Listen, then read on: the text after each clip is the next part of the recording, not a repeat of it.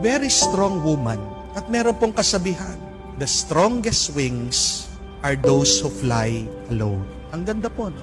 Mga pinakamalakas na pakpak, mga pinakamatayog lumipad ay yung mga mag-isa. When you are alone, God knows that you can do it. Bakit pinapabayaan ka ng Diyos sa mag-isa? Kasi alam niya kaya mo. Kasi alam niya malakas ka. Kasi alam niya ikaw lang sa iyong kakayahan magtatagumpay ka. Huwag kang mag-alala. Kahit na nahihirapan ka, nasasaktan ka, napapagod ka sa buhay, kung mag-isa ka, isang mabuting balita yan. Hindi ka papabayaan na mag-isa ng Diyos kung hindi naniniwala ang Diyos sa iyong kayahan. Remember this, our pains teach us to be stronger.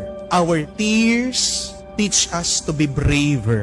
And our broken hearts teach us to be wise.